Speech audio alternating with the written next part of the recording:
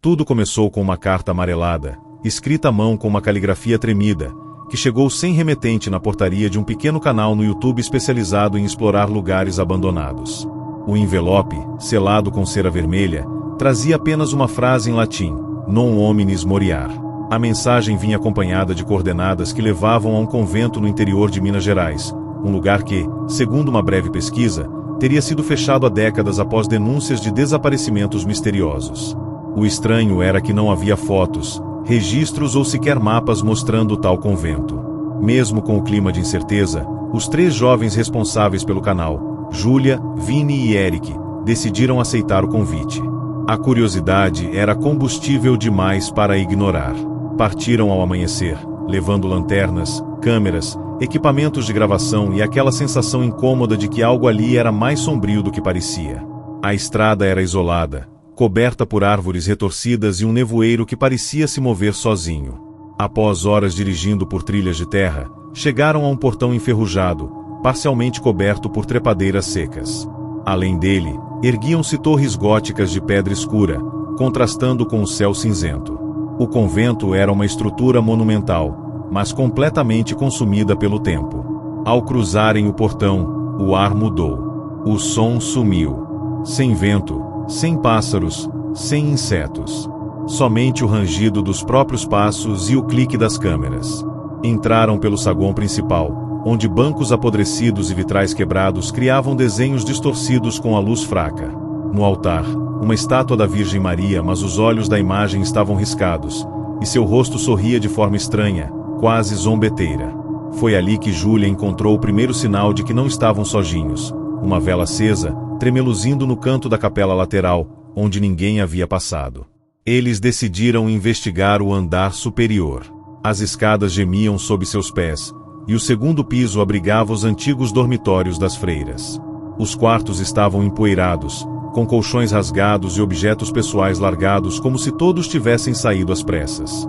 Em um dos quartos, Eric encontrou um diário escondido sob uma tábua solta do assoalho. Era de uma freira chamada Irmã Clara, e suas últimas anotações relatavam aparições de sombras no convento, vozes no confessionário à noite e pesadelos recorrentes com o olho que tudo vê. Em uma das páginas finais, Irmã Clara escrevia: elas não servem mais a Deus. Elas servem algo muito mais antigo. Enquanto lia em voz alta, uma batida surda veio do fim do corredor. Uma porta entreaberta balançava lentamente, e do seu interior, um sussurro suave chamava pelo nome de Júlia.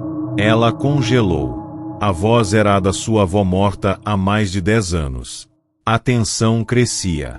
A cada passo, sentiam o convento mais vivo.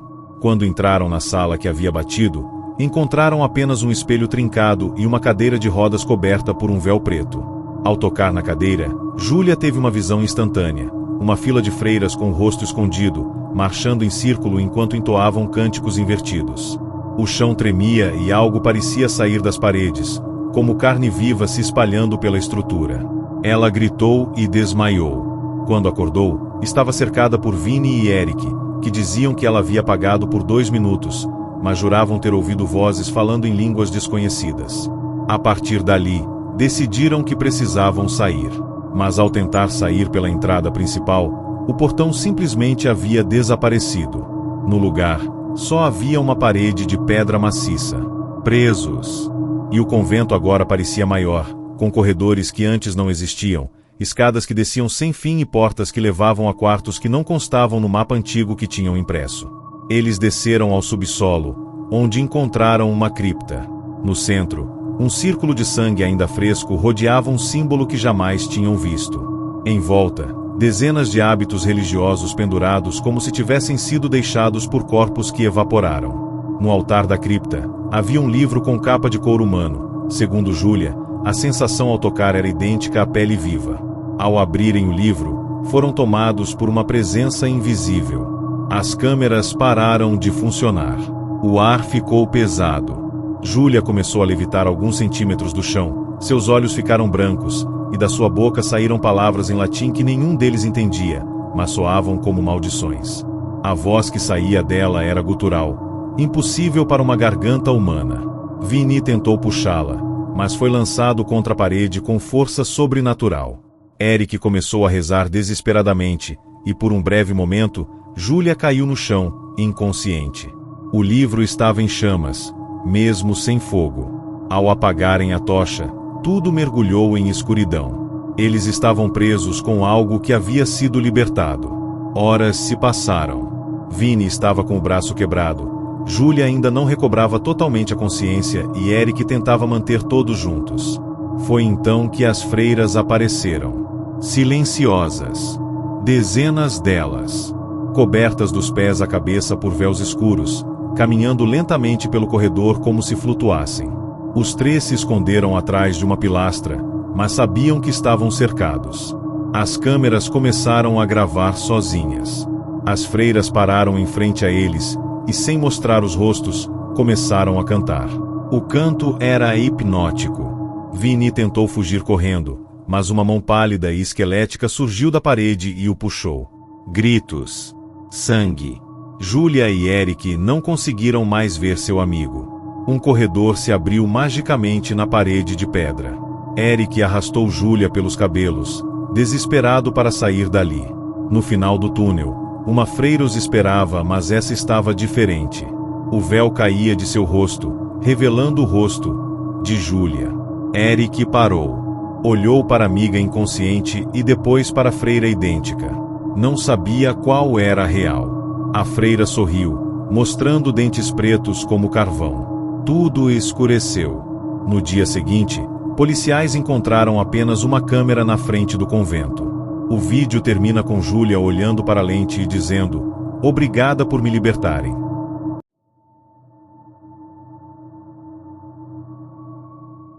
O convento de Santa Luzia foi demolido após o desaparecimento dos 3 jovens que investigavam o local. As autoridades afirmaram que era por segurança, já que a estrutura ameaçava ruir, mas moradores antigos sabiam que o verdadeiro motivo era o medo. O problema é que a destruição da construção não selou o mal. Ele apenas se espalhou. Meses depois, uma nova tragédia tomou conta de um colégio católico para meninas em São Paulo, onde 4 alunas desapareceram no intervalo de uma semana.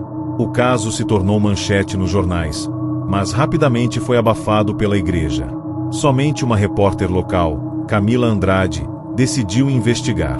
Com 29 anos e uma carreira desacreditada, Camila viu na história a chance de resgatar sua reputação. Infiltrou-se no colégio como professora substituta, mas logo percebeu que algo ali era muito mais profundo do que ela imaginava.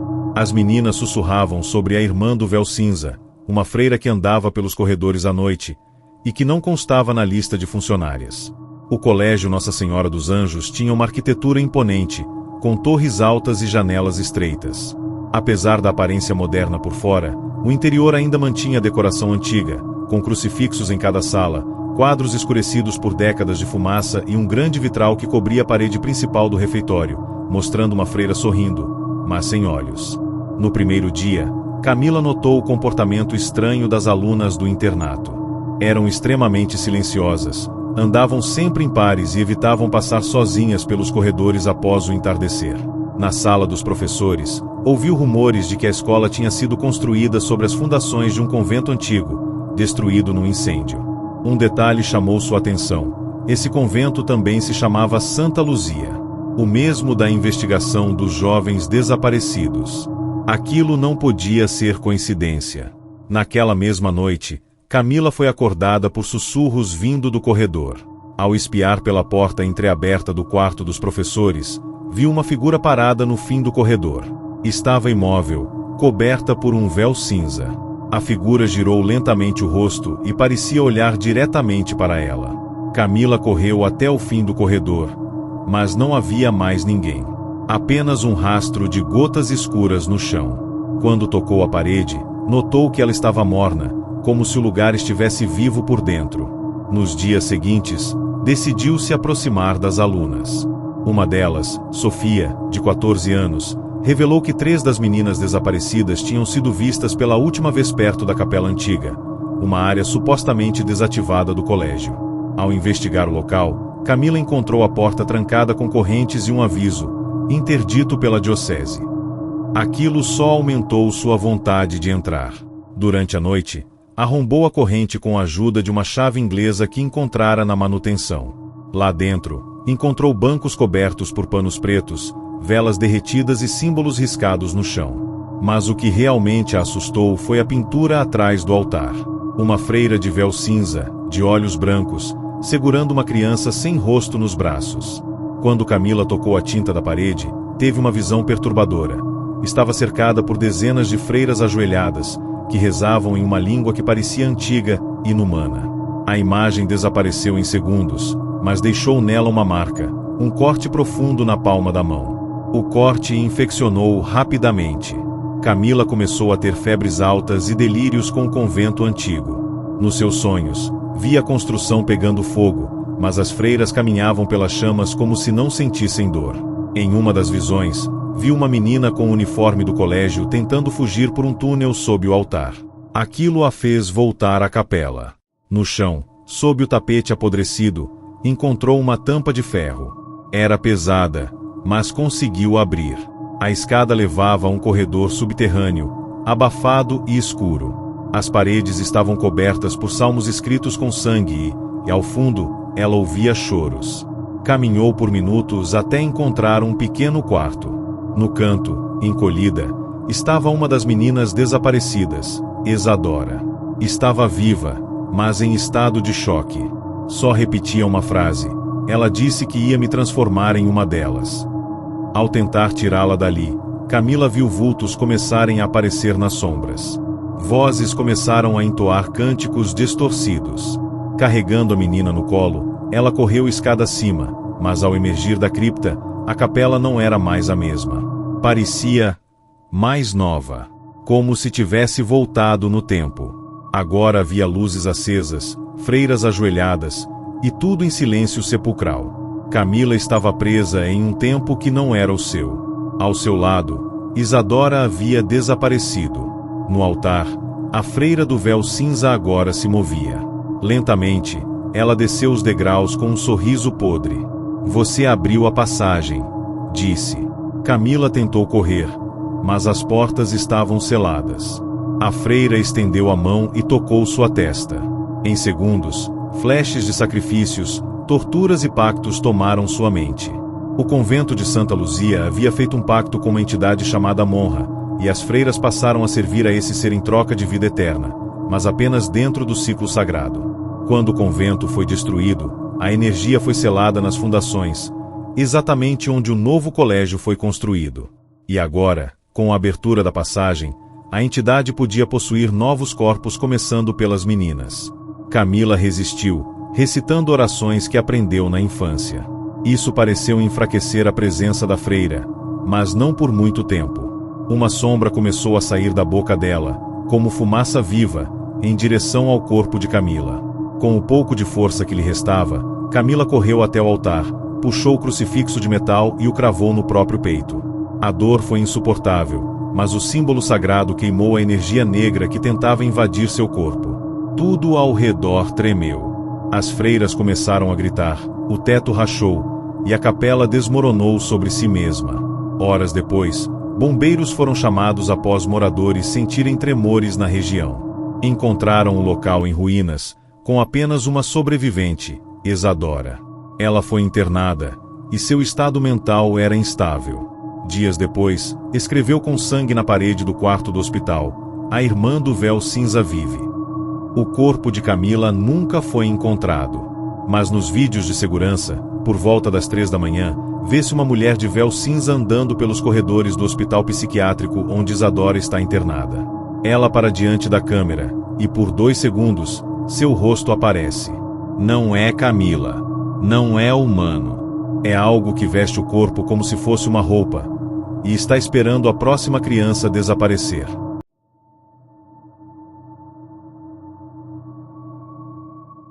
A história da freira do véu cinza se espalhou como uma praga silenciosa.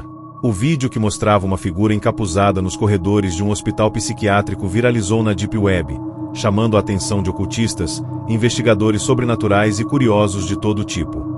Entre eles, estava Rafael Noronha, ex-seminarista que abandonou a batina após presenciar um ritual dentro de um mosteiro em Portugal. Desde então, Rafael passou a investigar fenômenos religiosos extremos, com um canal pequeno, mas fiel, onde compartilhava casos censurados pela igreja. Ao ver o rosto da freira no vídeo, ou o que parecia um rosto, ele soube imediatamente do que se tratava. Aquilo não era um espírito comum. Era um tipo de manifestação demoníaca ancestral, ligada a pactos antigos feitos por ordens religiosas corrompidas. E segundo seus estudos, havia mais. A freira do véu cinza era uma espécie de mensageira, um arauto de algo maior, que ainda estava adormecido. Rafael decidiu então ir até o local do hospital, determinado a descobrir se aquilo era real ou mais uma encenação da internet. Chegando ao hospital desativado agora totalmente lacrado pelas autoridades, Rafael encontrou formas de entrar pelos fundos, onde o muro de proteção havia caído com o tempo. O prédio estava coberto por pichações, janelas quebradas e um odor de mofo pesado. Armado com uma lanterna, câmera e um antigo livro de orações em latim, começou a explorar o que restava da ala psiquiátrica onde Isadora havia sido internada. Ao chegar no quarto da menina, a temperatura caiu de repente. As paredes estavam cobertas por símbolos riscados com unhas, e uma das frases repetia várias vezes: "Ela volta a cada 7". No chão, um círculo desenhado com cinzas e fios de cabelo cercava um pequeno boneco feito com tiras de pano e pregos na cabeça. Ao tocar no círculo, Rafael ouviu um cântico vindo do corredor. Não era apenas uma melodia. Era uma prece distorcida, feita por várias vozes femininas em uníssono. Ao olhar para fora, viu freiras encapuzadas marchando lentamente pelos corredores escuros, com os pés flutuando alguns centímetros do chão. Nenhuma delas parecia tê-lo notado ainda. Rafael recuou, tentando se esconder, mas a lanterna falhou e a câmera desligou. No escuro, apenas os sons das orações ecoavam, cada vez mais perto. De repente, uma das vozes parou e sussurrou diretamente em seu ouvido: "Você também foi chamado." A luz voltou, e ele estava sozinho no quarto. No chão, porém, agora havia um novo objeto, um véu cinza dobrado cuidadosamente com sangue seco nas bordas. Era um aviso. Rafael sabia que aquele tipo de entidade só aparecia quando algo estava prestes a romper os limites do mundo físico. Voltando para seu carro, ele reexaminou os arquivos da câmera e percebeu que uma das freiras aparecia nítida em uma gravação. Mas algo perturbador. Seu rosto era o mesmo da irmã Helena, uma freira que constava como morta desde 1962, após se enforcar no convento original de Santa Luzia. Como era possível que ela ainda existisse, quase 60 anos depois? Rafael decidiu ir até a cidade onde o convento original fora fundado. Ali, em um pequeno cartório, encontrou documentos esquecidos, relatos enterrados e uma lista com nomes. Nomes de freiras que nunca morreram oficialmente. O mais estranho era que os nomes das freiras estavam ligados a vários desaparecimentos ao longo dos anos, sempre em instituições católicas, escolas, hospitais, asilos. Aparentemente, onde quer que uma fundação fosse construída sobre os restos do convento de Santa Luzia, o mal se reativava. Rafael cruzou as informações e encontrou um novo local prestes a ser inaugurado, um abrigo religioso para meninas, patrocinado por uma ordem chamada as Servas da Pureza Eterna. O endereço, exatamente no terreno onde havia ruínas de um antigo orfanato destruído por incêndio em 1951, que, por sua vez, fora construído sobre parte do convento original. Era um ciclo, e o ciclo ia recomeçar. Rafael foi até lá antes da inauguração. Se passou por operário e entrou nas instalações ainda em fase final de obras. No subsolo, encontrou a mesma simbologia presente nos outros lugares. Um altar improvisado, cânticos gravados em latim e restos de um véu cinza enterrado sob o concreto fresco. Era como se as próprias fundações fossem santuários secretos. E ao pisar nesse espaço, ele sabia que havia ativado a presença. As luzes começaram a piscar. Ecos de passos invadiram os corredores. Rafael correu até a saída, mas a porta principal estava trancada por fora. Preso, foi empurrado para dentro da capela principal do abrigo. Lá, 7 freiras o esperavam. Todas com véus cinzas, imóveis, como se não respirassem. Ele começou a rezar, mas as palavras não saíam. Sua voz sumia a cada tentativa. Uma das freiras se aproximou e tirou o véu. O rosto era o de uma criança deformada, com olhos totalmente negros. Ela falou, mas não com a boca. A voz saiu de todos os cantos da sala.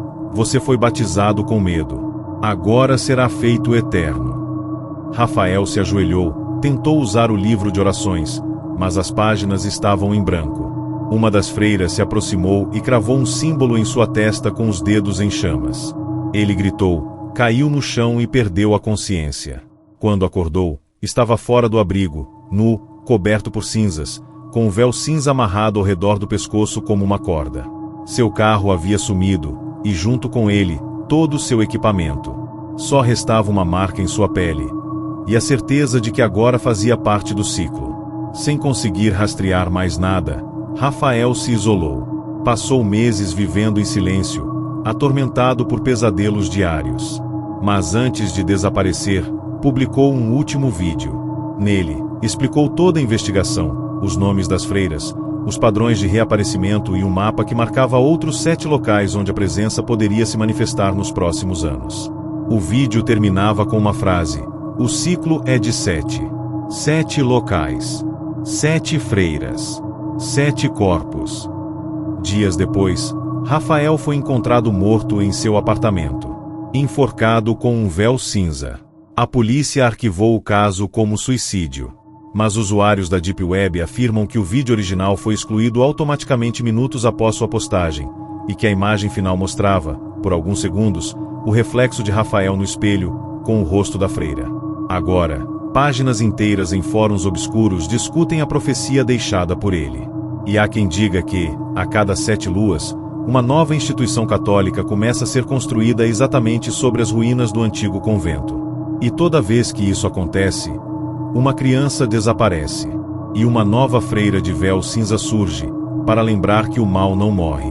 Ele apenas troca de rosto.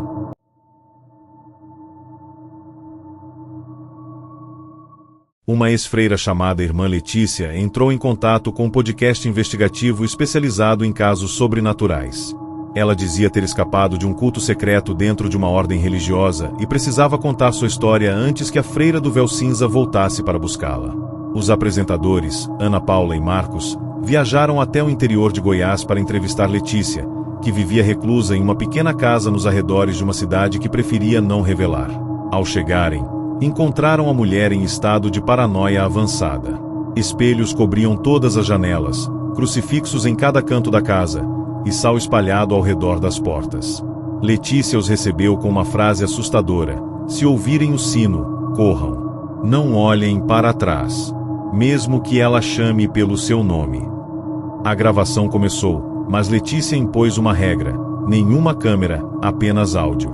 O relato dela durou horas e trouxe revelações que nem mesmo os casos mais extremos do podcast haviam contemplado. Letícia contou que entrou no convento de São Martinho com 19 anos, após perder a família em um acidente de carro. Era um lugar isolado, com regras rígidas e um silêncio absoluto.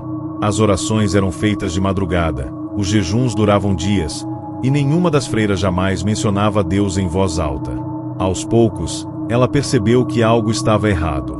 As preces que aprendiam não eram em latim e tampouco lembravam salmos. Eram cânticos antigos, que, segundo uma das irmãs, vinham de uma época anterior à Bíblia. Uma noite, Letícia foi convocada para participar de uma cerimônia de transição. Foi levada até uma sala subterrânea, onde 7 freiras com véu cinza se ajoelhavam em torno de uma banheira de ferro cheia de um líquido escuro e espesso. Uma delas segurava um bebê sem olhos. A líder da ordem, Irmã Aparecida, dizia que aquele era o nascimento reverso e que todas precisavam passar por ele para renascer.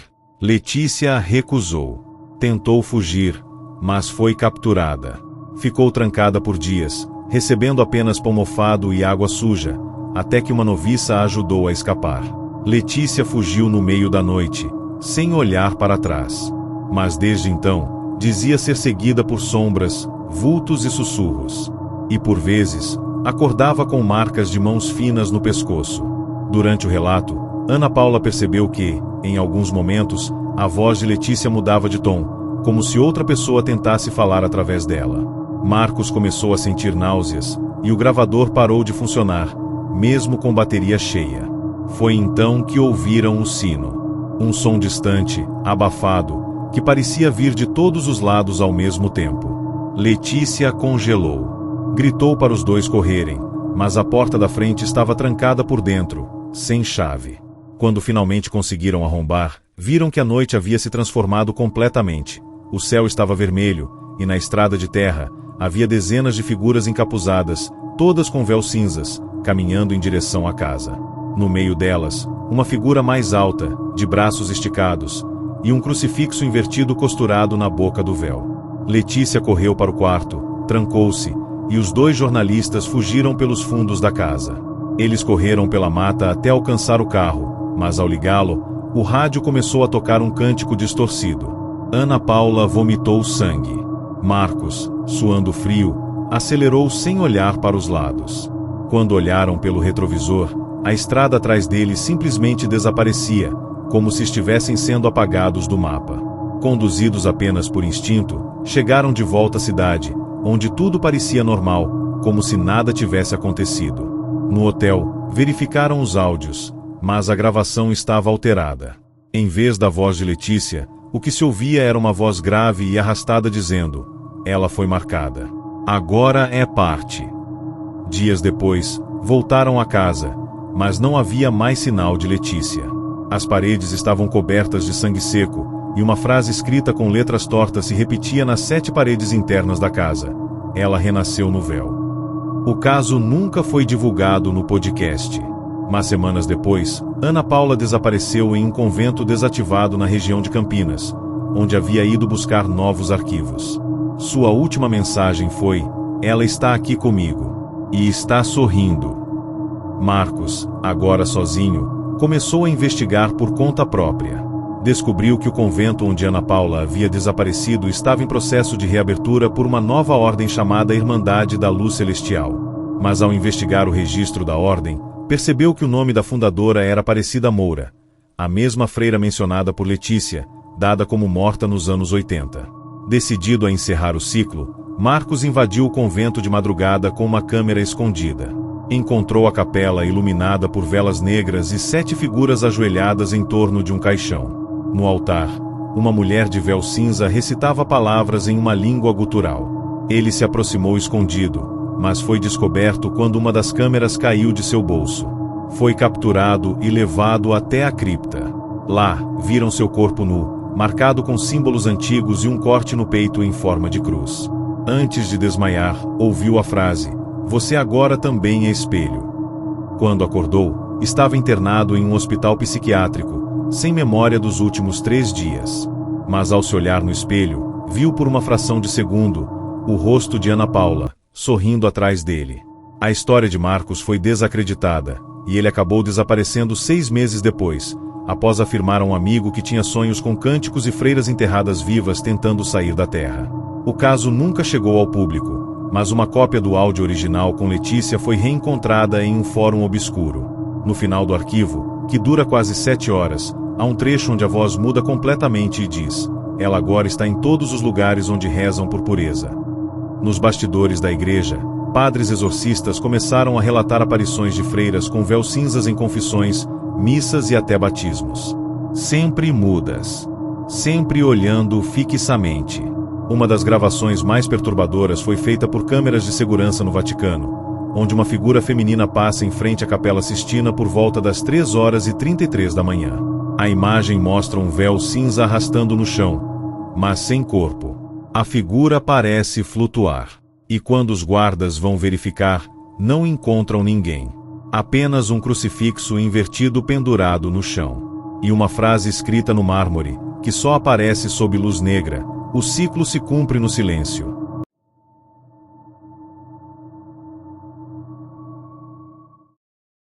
Um grupo de estudantes de teologia decidiu fazer um documentário independente sobre os mistérios não reconhecidos pela Igreja. A proposta era simples: visitar locais considerados espiritualmente contaminados, registrar entrevistas e tentar entender por que certos lugares ainda provocam medo, mesmo após anos de abandono. O grupo era formado por 4 jovens: Rafael, Isabela, Douglas e Thaís, todos da Universidade Católica de Brasília. O ponto de partida seria uma escola rural desativada em Minas Gerais, construída sobre o que restava de um antigo convento conhecido apenas como Ordem do Silêncio. Um padre aposentado, que preferiu não ser identificado, contou que aquela ordem fora dissolvida por motivos que o Vaticano jamais oficializou. Bastou essa pista para acender a curiosidade do grupo. Ao chegarem ao local, encontraram apenas ruínas cobertas de mato, paredes queimadas e um velho sino caído no pátio. Mas antes de entrarem, o drone utilizado para as gravações parou no ar e caiu no chão sem explicação. Quando recuperaram o equipamento, notaram que a última imagem captada mostrava uma mulher parada ao lado do sino, de véu cinza e olhos fechados. A imagem no drone foi ignorada no início. O grupo achou que poderia ser alguma moradora da região, ou apenas um erro óptico da lente. Entraram na antiga escola, agora tomada por galhos secos, janelas quebradas e um cheiro de terra molhada. As salas estavam vazias, mas em uma delas havia um quadro negro com escritas recentes. Em giz branco, lia-se: "Vocês vieram tarde demais." A frase parecia recém-escrita, mas nenhum deles carregava giz. Na sala seguinte, encontraram carteiras enfileiradas, todas viradas para uma lousa onde uma pintura havia sido feita diretamente sobre a parede. Era uma representação de uma freira com os olhos costurados. Aquilo arrepiou todos. Isabela sugeriu que fosse uma brincadeira de adolescentes da região, mas quando Douglas tocou a pintura para ver se era tinta, sua mão ficou presa, como se o material ainda estivesse úmido. Ao conseguir se soltar, notou que a pele da palma agora apresentava um símbolo circular, como uma queimadura. Foi nesse momento que o sino, mesmo caído e quebrado, tocou sozinho. 3 vezes. E ao fundo, na direção do antigo dormitório, vozes começaram a cantar. O canto era feminino, suave, mas carregado de uma melodia sombria que parecia mais uma lamentação do que um hino. Thaís, que estudava canto litúrgico, disse que a melodia lembrava um trecho de um manuscrito medieval proibido, que relatava a existência de ordens religiosas que serviam a deuses ocultos, disfarçados de santos. Curiosos, seguiram até o dormitório, que era o único cômodo ainda com teto intacto. Dentro, encontraram 7 camas perfeitamente arrumadas, com crucifixos invertidos pendurados sobre cada uma. No chão, uma Bíblia estava aberta na passagem do Apocalipse, mas as palavras haviam sido riscadas e substituídas por símbolos desconhecidos. Rafael tirou fotos e gravou tudo, mas percebeu que sua câmera mostrava distorções constantes, como se algo estivesse interferindo com o sinal. Thaís apontou para a janela e gritou. Uma mulher de véu cinza estava parada do lado de fora, olhando diretamente para dentro. Mas ao saírem correndo para confrontá-la, não havia ninguém. Apenas pegadas molhadas no chão de terra, indo em direção ao antigo refeitório. E o cheiro de incenso queimado começou a se espalhar, mesmo sem fogo. Dentro do refeitório, encontraram uma mesa posta. Pratos antigos, colheres enferrujadas e taças cheias de um líquido escuro. Pareciam estar à espera de um banquete. No centro da mesa, um véu cinza dobrado cuidadosamente, com uma vela acesa ao lado, mesmo sem corrente elétrica ou fósforos por perto. Ao tentar sair dali, todas as portas se fecharam ao mesmo tempo com um estrondo. O ambiente escureceu por completo. No breu, apenas o som de passos descalços sobre o chão rachado e orações em voz baixa preenchiam o espaço. Douglas tentou abrir uma das janelas, mas foi puxado para trás por mãos invisíveis. Quando os outros acenderam a lanterna, viram ele de joelhos, com sangue escorrendo dos olhos e dizendo: "Ela voltou. Ela voltou. Ela quer nascer de novo." Rafael tentou socorrê-lo, mas o chão começou a tremer, e rachaduras se abriram revelando uma escada em espiral que descia até uma antiga câmara subterrânea. Desesperados, decidiram descer carregando Douglas, que estava em transe. No fim da escada, encontraram o símbolo queimado no peito dele, o mesmo que havia surgido na mão ao tocar a pintura. Era o selo da freira.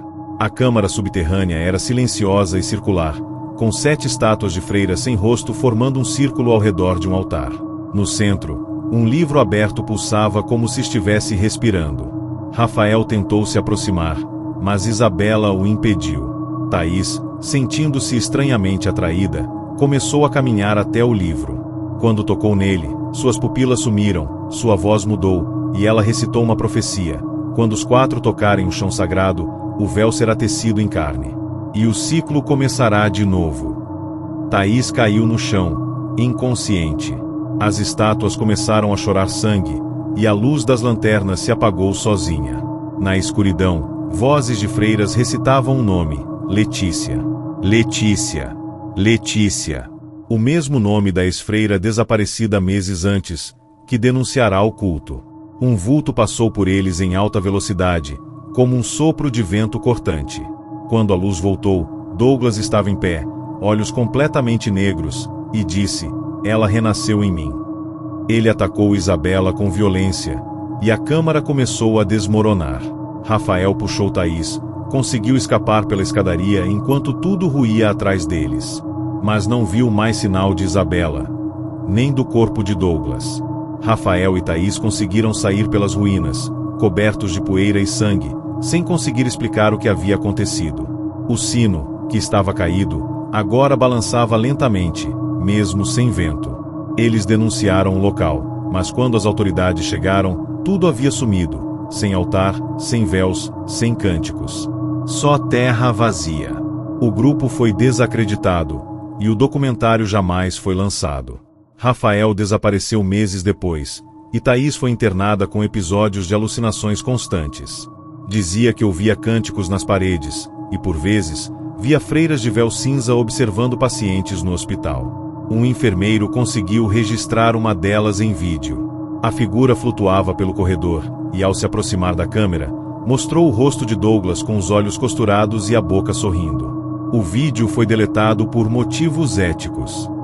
Mas há quem diga que ele ainda circula em grupos secretos, e que toda vez que alguém o assiste até o fim, sonha com o altar. Sonha com o livro. Sonha com a freira dizendo: "Você agora é meu." E no dia seguinte, acorda com cinzas sob o travesseiro, e o som distante de um sino.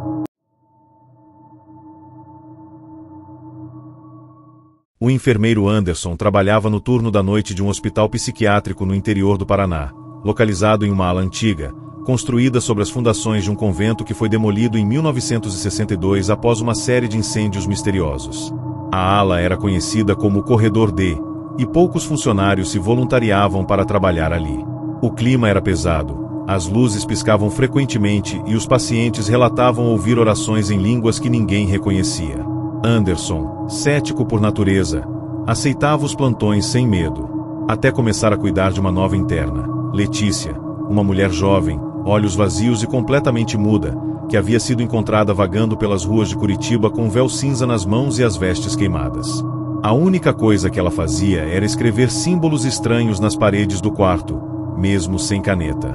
Era como se o dedo deixasse uma marca natural no concreto. Anderson começou a observar que os símbolos brilhavam levemente durante a noite.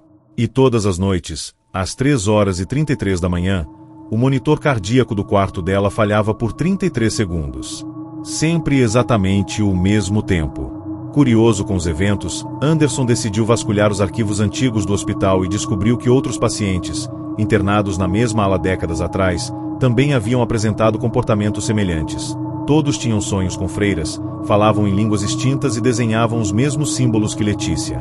Um relatório interno de 1984 mencionava um ritual de silenciamento realizado por uma ordem de freiras que atuava no convento original daquele terreno. A ordem havia sido dissolvida por práticas não reconhecidas pela igreja, incluindo sacrifícios, isolamento extremo e uma doutrina onde o silêncio era considerado a linguagem de Deus. Naquela mesma noite, ao visitar Letícia, ele a encontrou sentada na cama, olhando diretamente para ele. Pela primeira vez, ela falou. Sua voz era rouca, baixa, como se muitas outras falassem por sua garganta. E disse apenas: "Ela está aqui embaixo. Sempre esteve. Quer que eu vá." Em seguida, Letícia mordeu a própria língua com força, fazendo jorrar sangue sobre o lençol, e entrou em estado catatônico. Anderson tocou sua testa e sentiu como se uma energia o atravessasse. E naquele instante, todos os monitores do hospital desligaram ao mesmo tempo. Nos dias seguintes, Anderson começou a ter pesadelos com um corredor de pedras úmidas, onde freiras sem rosto oravam de joelhos enquanto uma delas caminhava entre elas. Essa, diferente das outras, tinha um véu cinza e olhos costurados com linha preta. Em todos os sonhos, ela se aproximava de Anderson, mas antes de tocá-lo, acordava suando e com o corpo dolorido. Os colegas de trabalho começaram a notar mudanças em seu comportamento. Ficava mais introspectivo, evitava falar e, em momentos de distração, rabiscava os mesmos símbolos em papéis e paredes do hospital. Certa noite, viu uma sombra passando no fim do corredor. Pensando ser um paciente fora do quarto, correu até lá. Mas o que encontrou foi uma porta trancada, que nunca havia visto antes, entre as alas C e D. Uma porta de madeira escura com uma cruz invertida entalhada no centro. Tentou abri-la, mas estava lacrada. No chão, viu pegadas molhadas indo até ela, embora nenhum paciente tivesse saído da ala naquela noite. Quando voltou para a enfermaria, a câmera de segurança mostrou o seguinte registro: Anderson parado diante da porta por exatos 33 segundos, completamente imóvel, olhando fixamente para a cruz. Intrigado e já mentalmente esgotado, Anderson decidiu forçar a porta. Usou um pé de cabra, quebrou os encaixes e entrou em uma escada em espiral de pedra que descia até uma câmara subterrânea. Tudo estava coberto de poeira, exceto um altar com um véu cinza dobrado e um livro que parecia pulsar. O ar estava pesado, e uma voz feminina ecoou: "Você me ouviu, agora me veja." A câmara se iluminou com velas que acenderam sozinhas, revelando as paredes cobertas de rostos esculpidos, todos com expressões de dor. Anderson tentou sair, mas ao se virar, a escada havia desaparecido. Ele estava preso ali. A figura da freira de véu cinza surgiu diante dele, flutuando. Em vez de atacá-lo, entregou-lhe o véu e disse: "Você é o novo silêncio."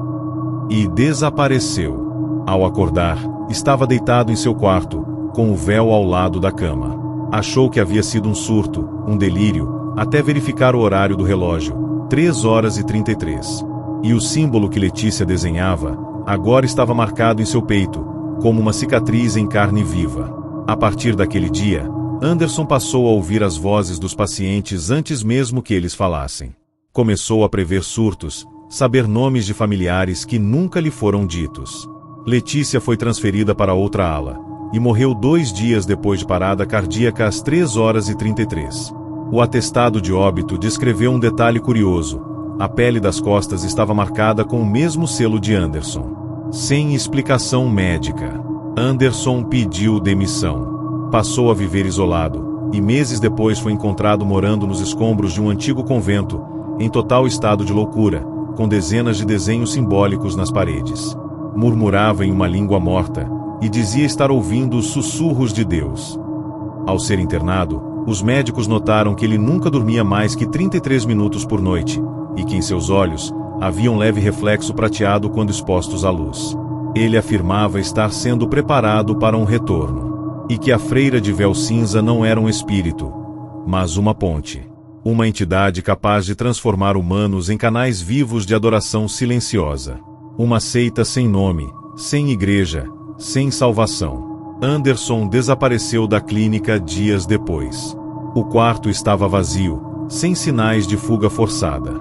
Apenas o véu sobre o travesseiro e um papel com a frase: "O próximo silêncio virá da sua boca."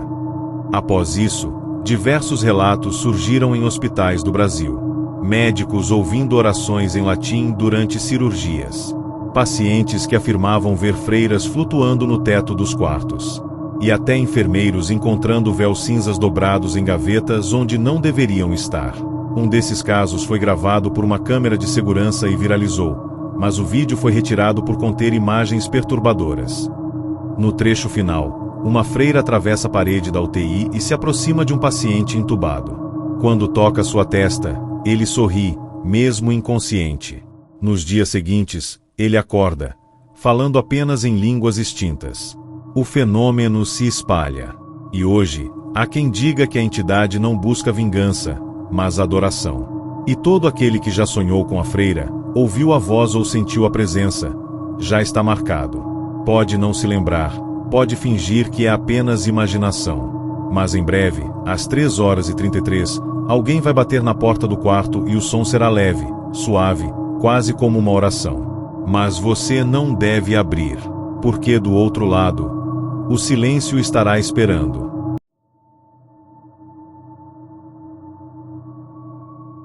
Em uma pequena cidade do interior de Santa Catarina, uma escola católica, fundada em 1892, foi palco de uma série de acontecimentos inexplicáveis e sombrios. A escola, chamada Colégio São Miguel, havia funcionado durante décadas sob a tutela de freiras, mas fora fechada abruptamente em 1975 após um incêndio devastador. O que poucos sabiam é que, antes do fogo, as alunas relataram visões de uma figura feminina encapuzada, com um véu cinza, que as observava silenciosamente durante as aulas. Décadas depois, com a reabertura do colégio por uma nova administração, o mistério voltou a ganhar força.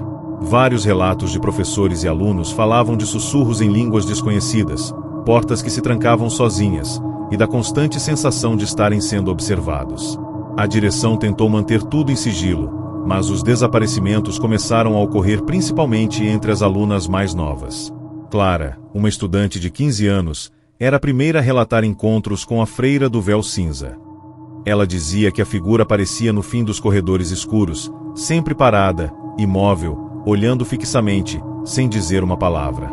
A primeira vez que Clara viu essa presença, sentiu um frio intenso que a fez desmaiar.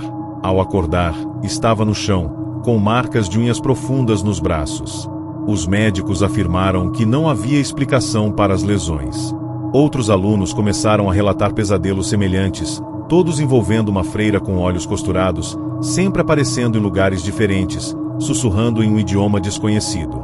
Os desaparecimentos começaram com pequenos objetos sumindo, depois livros, e finalmente, alguns estudantes começaram a desaparecer sem deixar vestígios.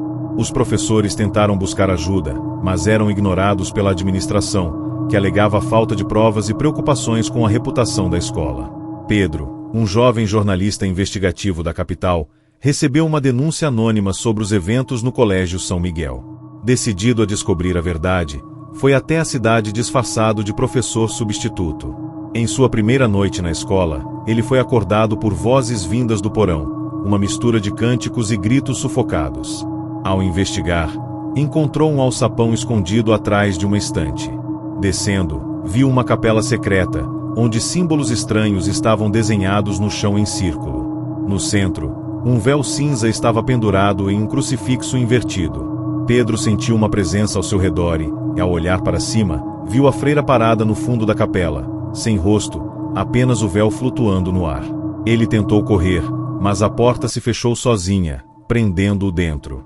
Aos poucos, percebeu que a freira não queria apenas assustá-lo. Ela queria que ele participasse de um ritual antigo, onde os vivos se tornavam eternos sussurros. Pedro tentou usar seu celular para gravar tudo, mas a bateria começou a descarregar rapidamente, e as imagens ficavam distorcidas. Enquanto a freira avançava, os sussurros se transformaram em um cântico uníssono, e uma sombra tomou forma atrás dela, uma freira com véu cinza, mas com uma máscara de porcelana rachada. O ar ficou pesado, e Pedro sentiu suas forças se esvaírem. Quando a porta finalmente se abriu, ele caiu para fora da capela, sem fôlego, e a escola parecia normal, sem vestígios da capela ou do alçapão. Mas o véu cinza estava em sua mochila, dobrado cuidadosamente. A partir daquele momento, Pedro passou a sentir que algo observava aonde quer que fosse. Em suas noites, sonhos com cânticos, corredores infinitos e a freira do véu cinza o atormentavam. Ele sabia que não era só uma lenda urbana, mas uma maldição que o acompanharia para sempre. Enquanto investigava mais a fundo, Pedro descobriu que o véu cinza era símbolo de uma antiga seita que existia desde o século XVI, composta por freiras que renunciavam suas vidas para proteger um segredo obscuro: a capacidade de prender almas dentro do véu, tornando-as presas eternas para alimentar uma entidade que vivia entre mundos. O ciclo de renascimento da freira do véu cinza dependia da transferência dessas almas, e a escola era apenas um dos muitos pontos de conexão. Pedro tentou alertar autoridades e a igreja, mas foi desacreditado e ameaçado por grupos secretos ligados à ordem. Ele publicou seus relatos online, mas os arquivos foram rapidamente removidos, e ele passou a ser monitorado.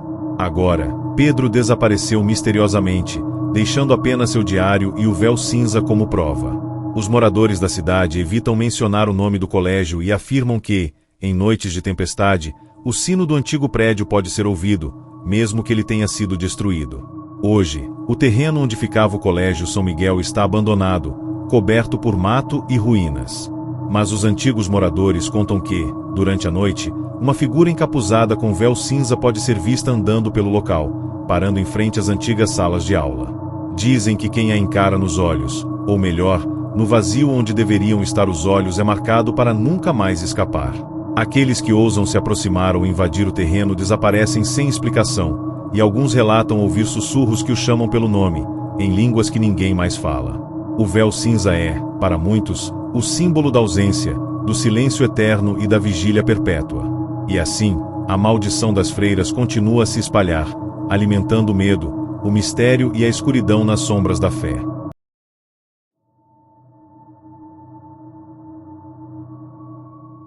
No interior do estado do Rio de Janeiro, uma pequena comunidade religiosa passou a ser palco de acontecimentos assustadores que começaram após a inauguração de um novo convento, erguido em uma antiga fazenda datada do século XIX.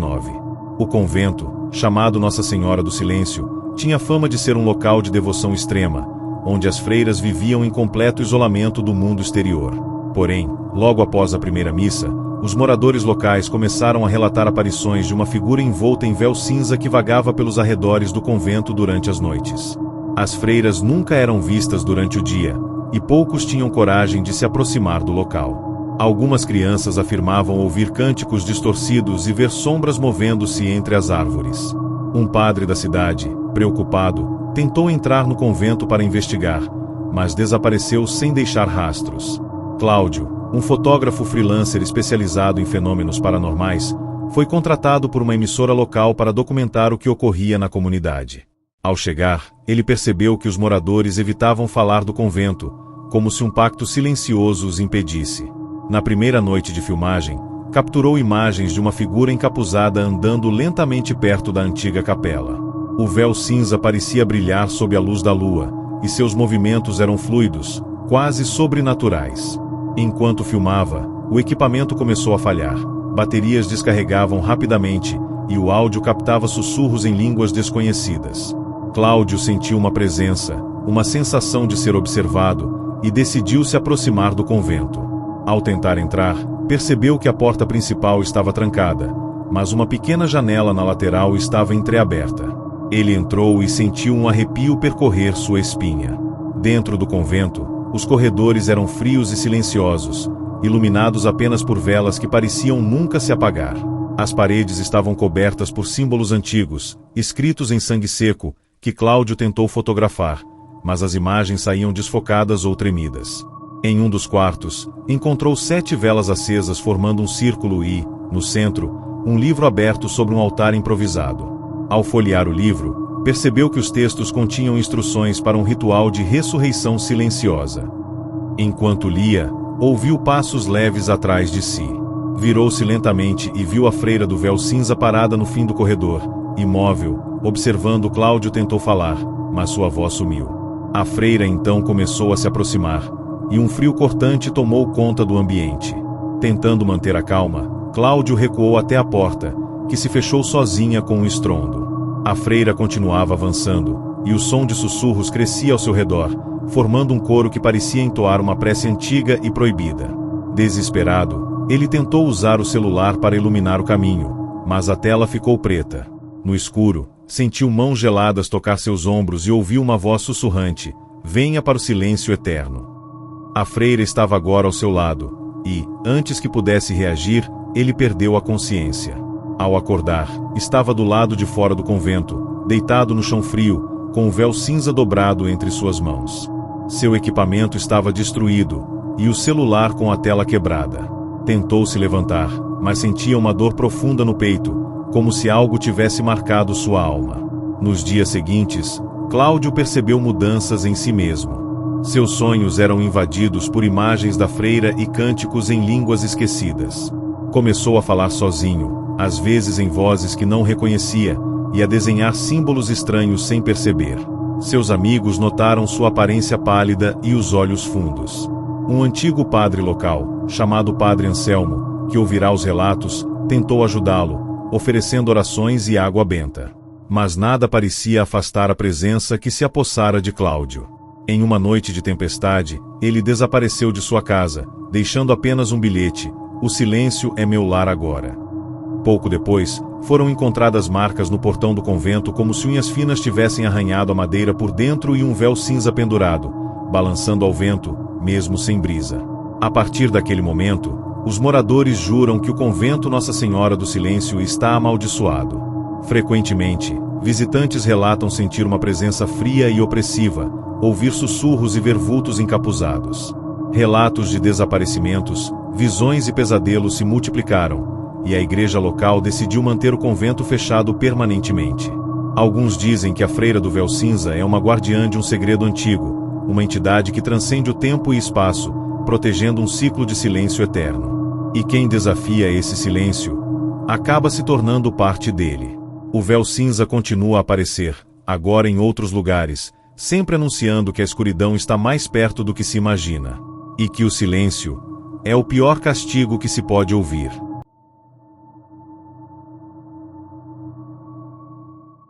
No coração da cidade histórica de Ouro Preto, Minas Gerais, um antigo convento desativado chamou a atenção de moradores e turistas devido a estranhos fenômenos que começaram a ocorrer nas proximidades.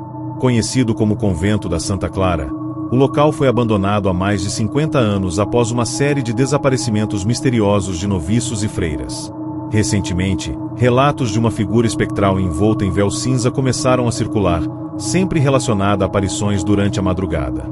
A freira, segundo as histórias locais, seria a alma penada de Irmã Sofia, uma noviça que, segundo a lenda, tentou denunciar práticas ocultas e foi silenciada para sempre dentro do convento.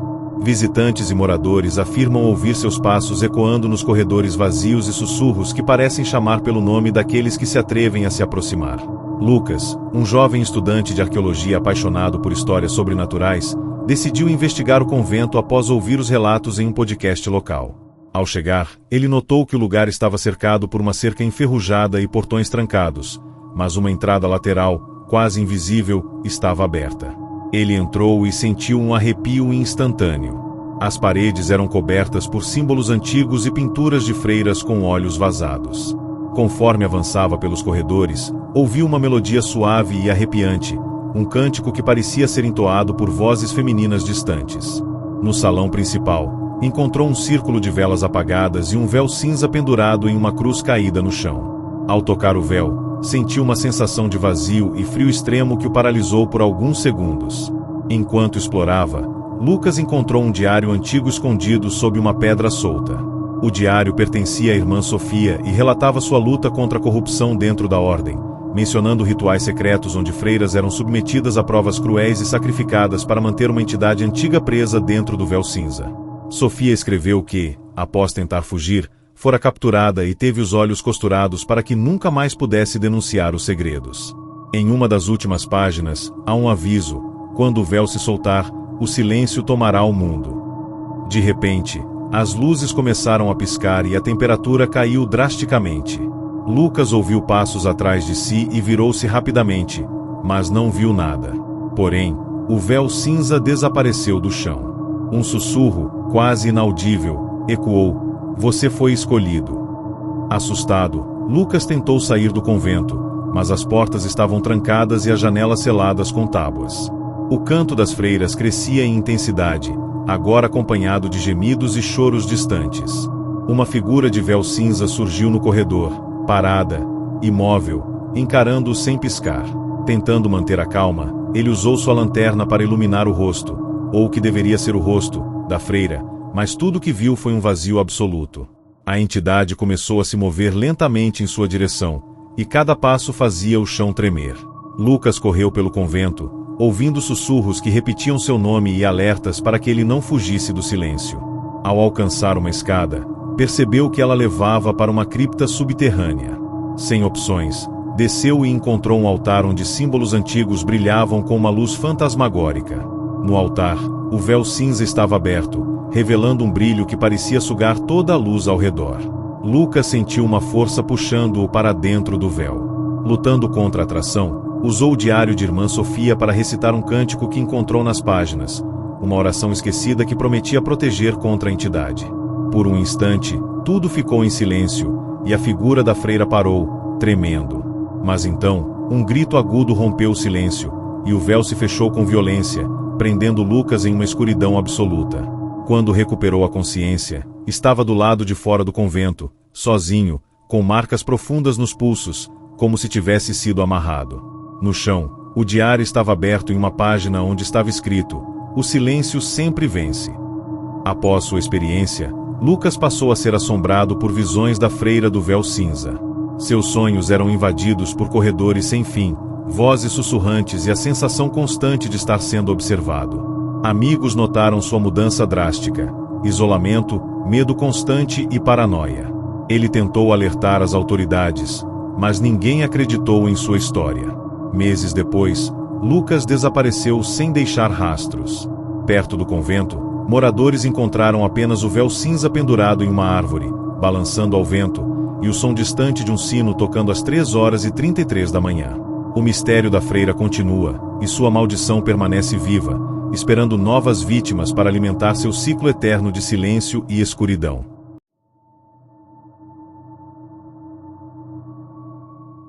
No interior do estado de São Paulo, um velho convento abandonado conhecido como Santa Maria do Silêncio tornou-se alvo de uma investigação após relatos de desaparecimentos e fenômenos sobrenaturais. A construção datava do século XVIII e havia sido desativada após uma tragédia envolvendo uma freira chamada Irmã Helena, que desapareceu misteriosamente. Moradores da região afirmavam que, durante a noite, era possível ouvir cânticos em línguas mortas e ver uma figura vestida com um véu cinza vagando pelos corredores escuros do convento. Um grupo de jovens pesquisadores paranormais decidiu entrar no local para documentar os acontecimentos. Entre eles estava Marina, uma estudante de história, que desde pequena sentia uma conexão inexplicável com o convento. Na primeira noite, o grupo instalou câmeras e gravadores nos pontos mais críticos do convento. Marina sentiu uma presença constante, como se estivesse sendo observada por olhos invisíveis.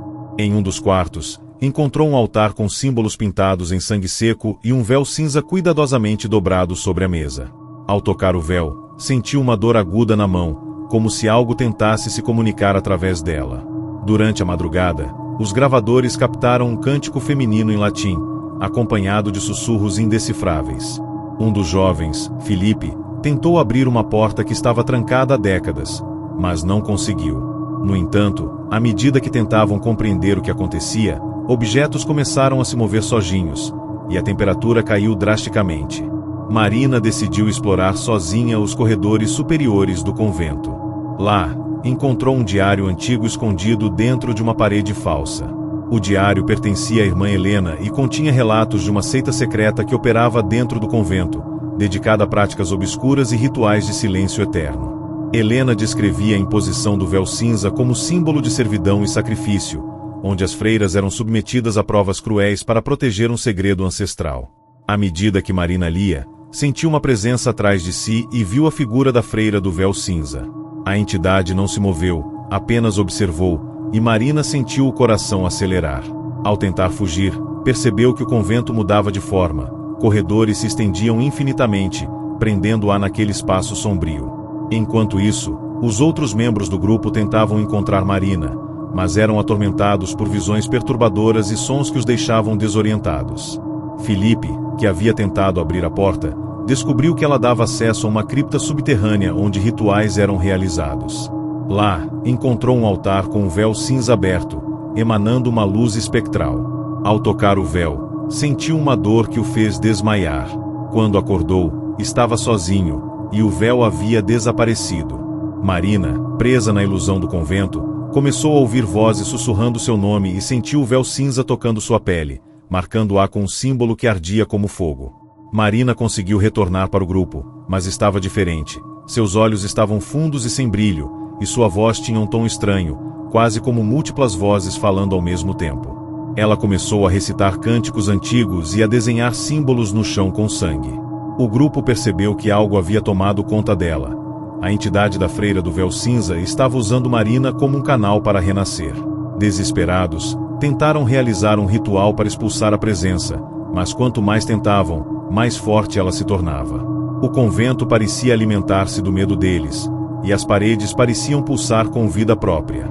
Em uma última tentativa, Marina desapareceu em meio a uma nuvem de fumaça cinza, deixando apenas o véu para trás. Após o ocorrido, o convento foi novamente abandonado e lacrado, com avisos para que ninguém se aproximasse. O véu cinza foi levado por autoridades, mas desapareceu misteriosamente em uma transferência. O grupo se dispersou, marcado para sempre pelo encontro com o silêncio vivo. Marina nunca foi encontrada, e há quem diga que ela ainda vaga entre as sombras do convento, agora parte da maldição que assola o local. E em noites silenciosas, o som de um sino distante ecoa, acompanhado pelo sussurro de uma freira que nunca descansa, lembrando que o véu cinza é mais que um símbolo, é um destino. Um destino que pode estar mais próximo do que você imagina.